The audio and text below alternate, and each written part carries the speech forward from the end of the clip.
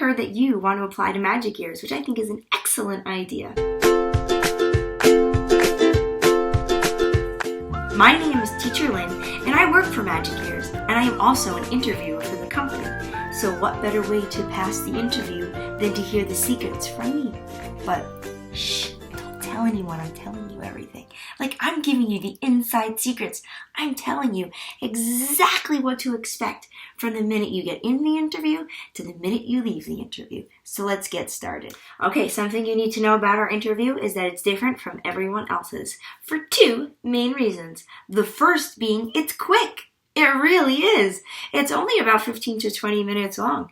About 5 minutes of me asking you some questions, getting to know you, feeling out your personality a little bit, 8 minutes of a demo piece, and another minute of questions.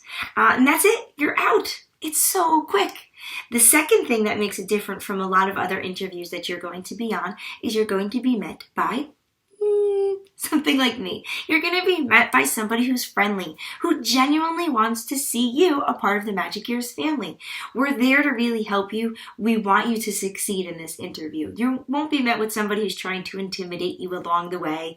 It really, to me, feels like a very refreshing interview that most people give you. Okay, so something else that you want to know about our interview is that I will be able to tell right away that you did not prepare. I can. It's this gift I have. Not really. It's just very noticeable that you did not prepare for the lesson. It's really easy for me to tell that you're reading the teacher directions or that you're fumbling or you're trying to figure out what you want to do from page to page. So please prepare for the lesson. I can really tell that you tried to wing it. There are so many times that I know that before the interview, Joe got on and he was like, I've been doing this online stuff for years. I got this. And then Joe don't got this. So really, make sure you prepare for the interview. You also want to make sure you are on time. Don't be late. Don't leave me sitting there bored. I can't watch Netflix while I'm waiting for you, so please don't leave me sitting there. It's the worst way to start the interview off. You have 10 minutes to get into that interview before it actually starts. You have plenty of time. So if you're in the interview about 10 minutes before it starts, I probably won't be there. And if I am, my camera's off. If I do come in a little bit before the interview starts, my camera will be off. I won't be paying much attention to you, so don't get all freaked out that I'm sitting there watching you and judging you. No, I'm really not. I'm getting things ready. So don't worry, you don't have to think that something's wrong just because I'm not speaking. About a few seconds before the interview, I will say hello and we'll get things started. Okay, so as soon as the interview starts, I'm going to ask you some questions and I want to get to know you. One of the biggest mistakes I can see in the interview is that people don't open up. They don't let their personality shine. They kind of wait until the actual lesson starts before they get going, before their energy comes out. But no, let me meet you before the interview starts. I really want to get to know you. It really can help me gauge what kind of teacher you're going to be if I can feel your personality. Okay? So once I ask you a few questions, we're going to get going on the demo. But before we get going on the demo, I actually tell you what I'm looking for in the interview. So let me tell you now. You don't have to worry about our platform. So that is a nice thing to know before you get in the interview or start worrying about it. You do not have to press any buttons. I'm not even paying attention to the platform. It's not on my radar. You also don't have to worry about where you finish in that 8 minutes as far as the lesson. You do not have to worry about being done with the lesson in the 8 minutes. If you're on page 4, great. If you're done, great. There's no set expectation, so don't worry. The other thing that would be helpful to know so you don't stress about it is the Monkey Banana song that you will not be able to get out of your head. You don't have to sing to me. Whew, right? Yeah. You don't have to sing it, but you do have to play it. It's just a really nice time to showcase your energy, how you're going to get the kids excited for the lesson, but you don't have to sing it. You do not have to put me through that. I mean, you don't have to sing it because, you don't want to. I don't want to hear you. Whichever the reason is, you don't have to sing it, but you will not be able to get that song out of your head. Okay, so what am I looking for in the interview? First thing, biggest thing is teaching with passion. What is teaching with passion? What that is at Magic Ears is energy. It is one of our biggest things that we look for in our applicants. It's just teaching with energy. A lot of other companies, you can just read the sentence and the student repeats it and you kind of have that banter back and forth, and before you know it, student's asleep and the student doesn't retain any information. At Magic Ears, we try to really provide our students with an energetic, fun classroom. So I'll be looking at your energy level. I'll also be looking at your facial expressions. Do you just sit there stone-faced the entire lesson? I am sad. Hello, my name is Lynn. Boring. Don't do that. Change that face up. Smile. Showcase your face. Change up. If you're going to ask me a question, what is this? Show me in your face that you're asking me a question. I'm also going to be looking at your tone of voice. Are you changing up your tone? Or are you that boring college professor I had for cell biology that made me want to go to sleep?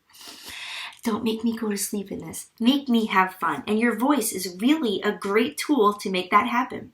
I'm also going to be looking at your TPR, your total physical response. Your hands, the body movements, your gestures. Big, small. How you use your hands to help me learn the lesson is TPR. The biggest thing I see people fail when it comes to TPR is consistency of using it. They start off the lesson great, they use the TPR, and then that's it. It stops. So please try to be consistent with the TPR. It can really help aid the student in learning the lesson.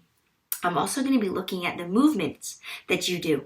Meaning, do you just sit here?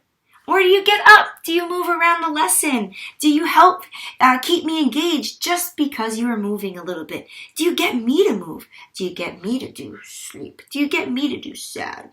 Just help keep me move and you move. That is something I'm going to be watching. So something you should know before we start the interview is that I'm going to be playing the part of a 5-year-old. I don't really understand much English.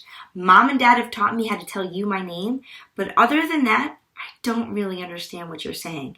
So making sure that you stick to the lesson and not asking me too many questions that would involve me to know the language would be really helpful. You don't want to go too far off. So make sure you stick directly to the lesson. I'm also going to be looking out for 2 relevant props for the lesson. 2 relevant props to the actual lesson. So this is not a relevant prop. This is not a relevant prop. But it's great, but it's just not considered a relevant prop. A banana for the banana lesson, perfect. A monkey, perfect. You want to make sure that you also use those props at the correct periods of time. You don't want to use it when it doesn't make sense for me. You also have to be watching that you use transitional sentences. And what that is when you go from page to page, you don't want any awkward dead air spaces. Just like you're listening to the radio and all of a sudden there's no commercials and no music and no speaking. It's just quiet. And you're awkward. It's also going to leave the students feeling awkward and confused if you have dead air. So you want to make sure you use transitional phrases. For example, as you're clicking from page to page, say something like, "Great job, guys," or "You guys are awesome," or "Great reading." You want to make sure that you say something to keep my attention and to keep the flow of the class going from page to page. You also want to make sure you keep this on your face the entire lesson. You really want to make sure you smile the entire class. You don't want to lose at any point. I'm also going to be making sure that you do not do something that we call voice dragging at Magic Ears. And that is saying words by kind of dramatizing them to make me understand them. For example, sad. Sure, now I know what sad means, but I'm going to be walking around saying, "I am sad." So if you want to dramatize the word to teach it to me, great, sad. But now, sad, sad.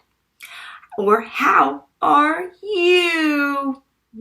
How are you is how we say it. So make sure that you're teaching me the correct way to say it and not using any kind of voice dragging.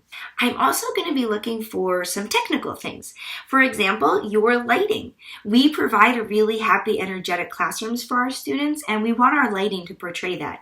So making sure that your lighting is good for the interview really helps the process move further. If you do get hired, you wouldn't be able to continue if your lighting was bad in your interview until you fixed it. So why not just make sure it's good in the beginning? So bright lights, give you a little insight of what I have. I have one of those $25 5-headed lamps from Walmart, like the floor lamp. Works perfect. Also, I'm going to be looking for your backdrop. This is just photography paper from Amazon, 20 bucks. And Magic Years, we require nothing fancy. It can be a plain white wall, or it can be as decorated as you like. We do ask that you don't have, a bedroom or your kitchen, or your brother or sister or your dog running in the background. We are also asking that you provide our students with a quiet environment. Do I hear cars in the background, or do I hear your family eating dinner in the background? So you really want to make sure it's nice and quiet. I'm also going to be looking at your headset. We would rather you have a headset like this and not, your iPod earphones. I'm also going to be making sure that you are connected to the internet well, that your connection is really good. And what we ask for at Magic Ears is that you be connected to your router through an Ethernet cable. You do not want to be connected to the Wi-Fi because our platform doesn't do well over Wi-Fi. Trust me, as stable as you think the internet is, we do ask that you do not use Wi-Fi. You connect to your router. It makes a world of a difference. Just remember to have fun during this interview. If you have fun and you make me have fun, it's going to be great. Don't make me bored. If I am bored, how are you going to keep a student engaged? Really, just have a lot of fun. I know it's going to be hard that I'm 5 years old and I'm really 21 years old. Anyway, so just make sure that you try your best that I am 5. Just have fun with it. Teach me as if it really was a 5-year-old. I really hope that these points help. We want you a part of the Magic Years family. Good luck.